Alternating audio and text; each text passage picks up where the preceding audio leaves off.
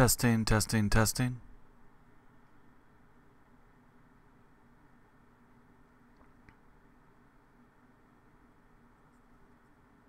Oh, that volume sounds good.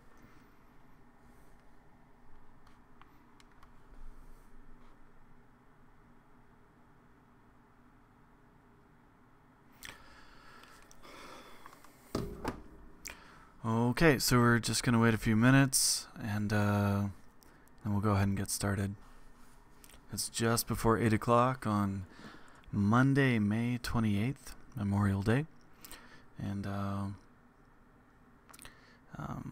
to try and make this a regular thing, doing live stream Monday nights.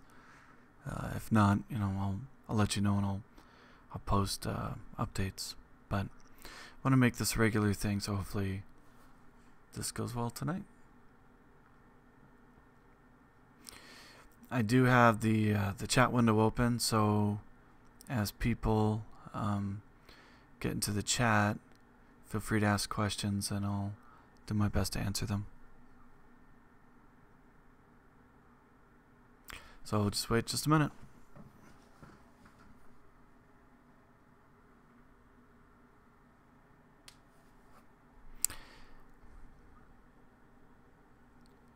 As you log into the live stream, if you can tell me who you are and where you're from, make it easier to talk.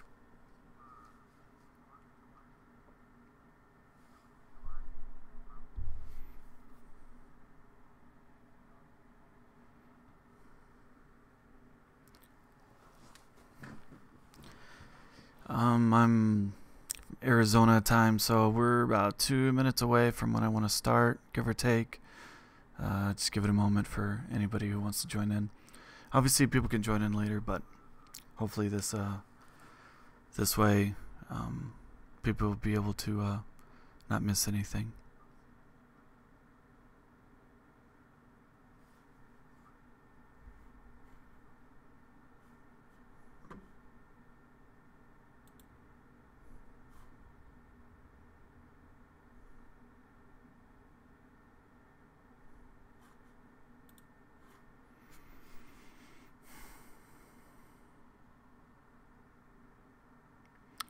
In about 1 minute.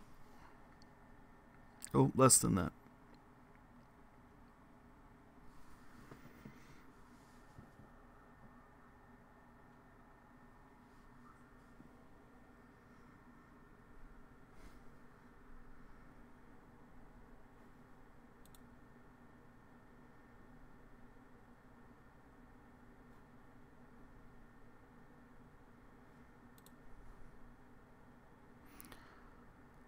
Okay, well, I'm going to go ahead and get started. Obviously, if anybody has any questions at any moment, I've got the chat window up next to me so I can see your questions and hopefully answer them. Just going to make sure that if there's any problem with sound or any technical problems, stream buffering, let me know, and I can check on that as well. Okay, so let me introduce myself. I'm Dr. Jacob Lauritsen. I've had this channel, Read, Write, and Cite, for about a year. I originally made it as an extension for online classes that I teach for Eastern Arizona College. But I opened it up so that anyone on the internet can benefit from it. And the last year has been really cool. We've had about 30,000 views across the different videos. In particular, a lot of people have watched the MLA video because that's super confusing, and that's definitely been the biggest video. And people will comment from time to time, and it's been really cool to see where people are from. But one thing I thought I'd do different this summer, instead of just posting videos, I do some live streams. That way, if you have any questions, this would be a good designated time for you to log in and just ask me. I'm in Arizona, so right now we're Pacific time, and I know that gets late across the country, depending on where you're at. But if you're one of my Arizona students, it probably works for you. I do this time because it's late enough for my kids to be in bed, and for me to still be able to focus on them from time to time. I also find a lot of my online students, nighttime is when they're working on classes, so this might work out well for you if you're one of my students. If you're not, that's fine. This is great. I want to help out anybody, and so this is how I want live streams to work. What I'm going to do is I kind of have a topic, sort of a theme for each of my weeks of my online class. This class is it's a freshman level English class called English 101. I'll talk over those topics, but if people log in and have some questions, I'll be glad to derail and focus on those, because I'd rather be more useful than just, hear myself talking. So if there's anything I can do to help, that's why I'm doing this. So, okay. The topic here for the first week of my online class, English 101 is a class that's mostly about teaching students how to write essays. And to do that, it requires you building up a number of different skills: to read critically, to write critically, and really learn how to express those thoughts.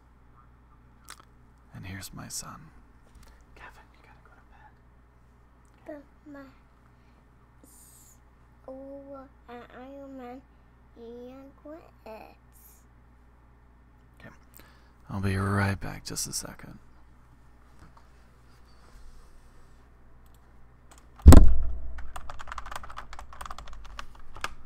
Okay, come on, bud. Okay. You gotta go to bed, stay in bed, okay?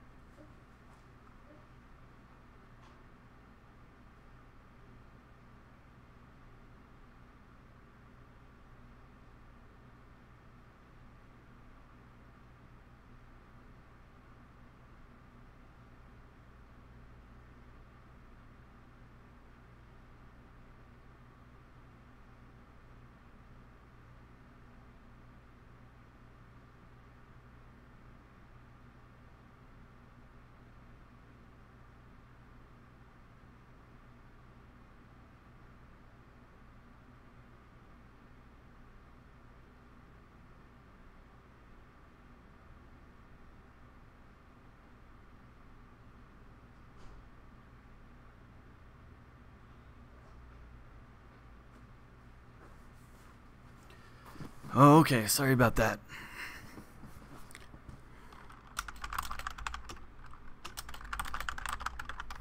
All right, so for this first level freshman college class, we're talking about how to read critically, how to write critically, and how to really increase the depth that we think, so that we can read and write at a higher level, at a college level.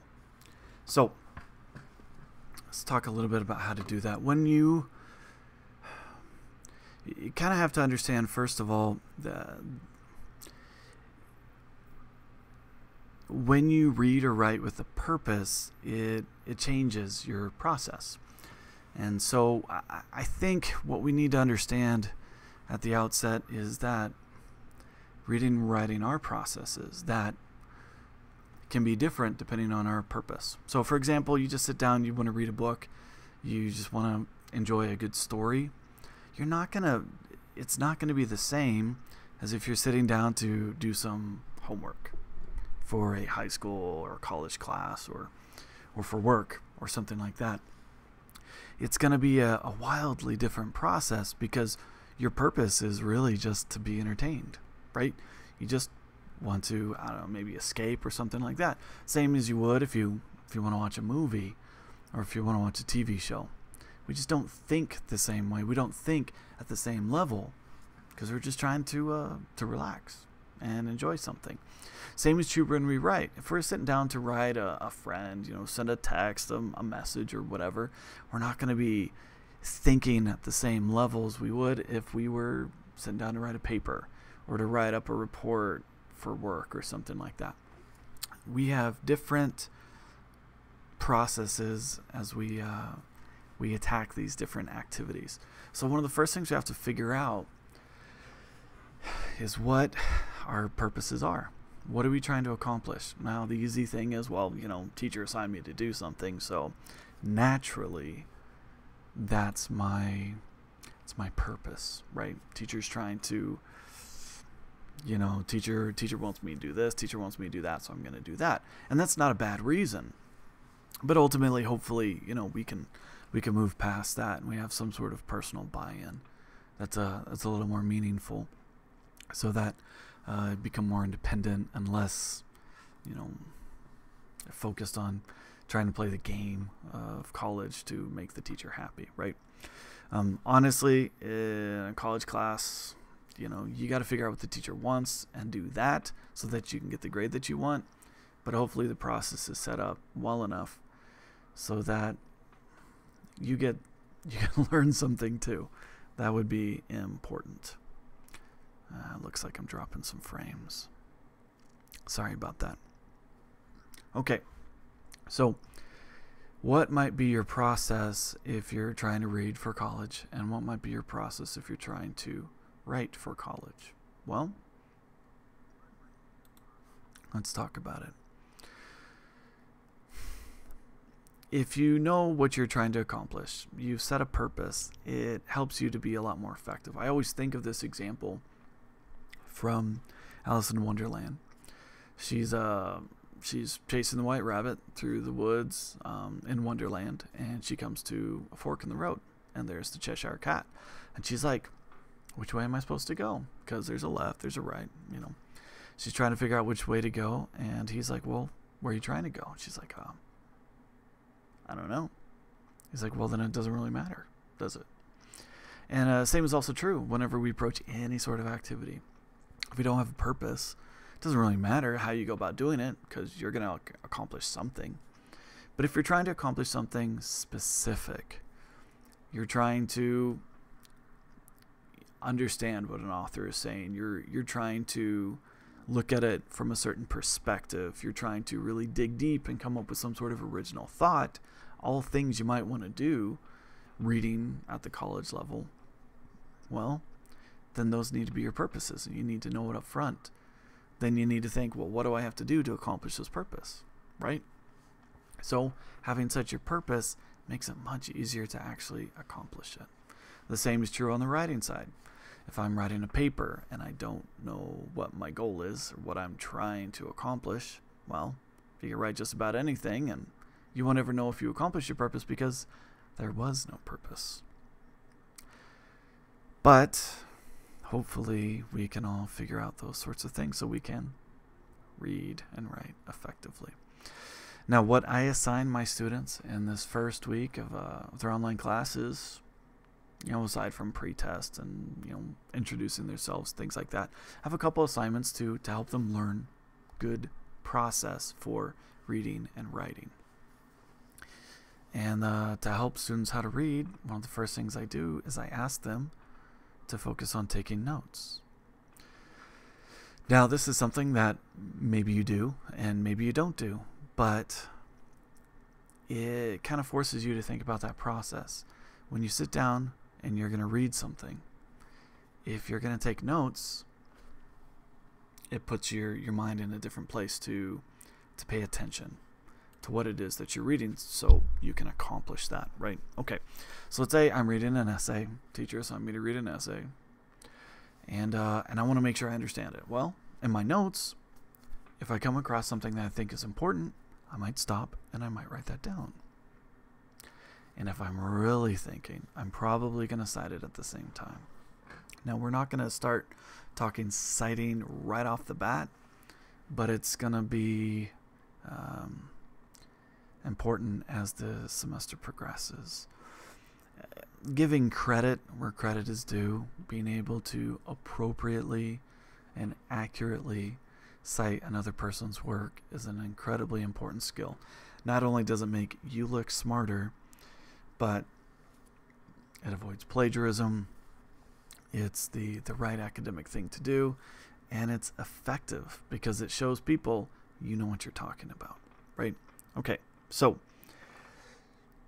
when you're taking notes, this is the process I would I would encourage you to follow.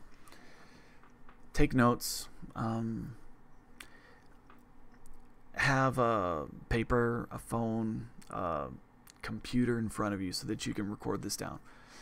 If you're separating the reading and the writing, assuming you have to write about what you have to read, if you're separating these processes, you're doubling the work, right? Because when you first read something, you're going to make some connections. You're going to have some insights that you're probably going to forget later if you don't write them down. That doesn't mean you have to write down everything that comes to mind, but everything that you think might be relevant. And only you can figure that out based on the purpose which you've set and maybe continue to set as time goes on. So take notes. And what those notes look like really don't matter, because it's a tool for you, not for the teacher to prove, oh, I did what I was supposed to do. That's great.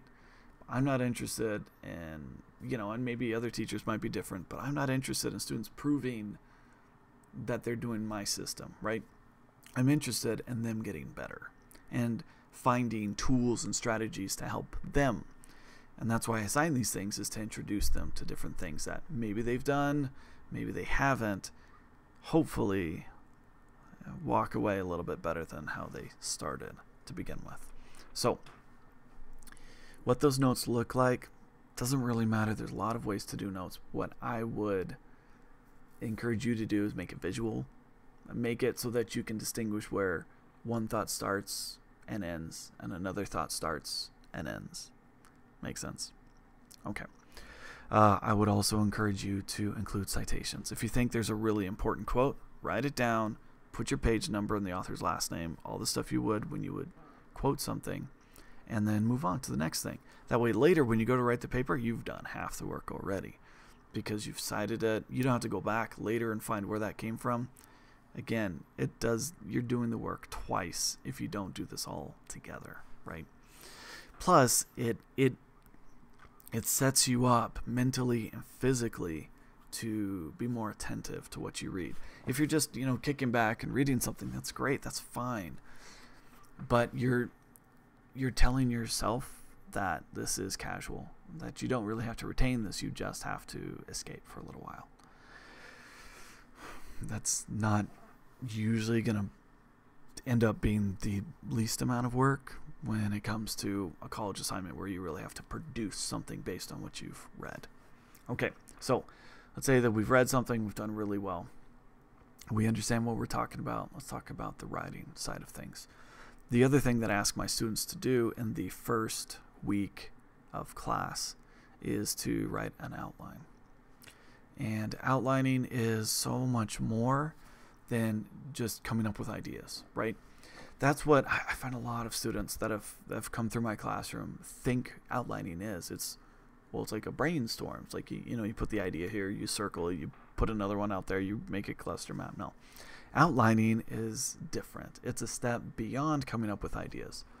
Outlining is identifying which ideas you're going to use and putting them in a known order, which means you're also choosing which ideas to not use. It's more than brainstorming. It's narrowing things down and figuring out what you're trying to say. Along with this outlining process, you're going to want to figure out your thesis, figure out your main point, figure out what you're going to say, and then organize things in a way so that you're making sure that you can say that thing. Now, I've got videos on this channel that line up with each of this, how to take notes, how to make an outline, things like that. But I just want to kind of review and explain things as a whole, how they all kind of work together, because it is a process, right? It is something that goes in a relative order, but it also can cycle, right? When you generate an idea, you're coming up with an idea, oh, I want to write about this. You may get to the very end of your paper before you figure out really what your idea, what your main point is. I've done that. I can't tell you how many times that I've written the whole paper and I got to the end and I was like, oh man, that's really what I should focus on. We have to be brave enough that if that happens, we're willing to go back and tweak and adjust and revise our work so that everything really fits that main idea. This will make more sense once you look at the outlining video, if you do.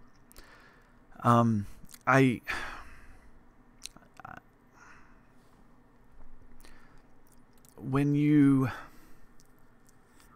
you develop these skills, and these become strategies that you use, not just because your teacher tells you to, but because it's something that you've learned over time, can help you, you're going to get a lot more out of this. You're going to see the benefit in taking notes, whether or not the teacher says to do it, because you're going to realize that it helps you do what you want to do, not just because you're supposed to do it.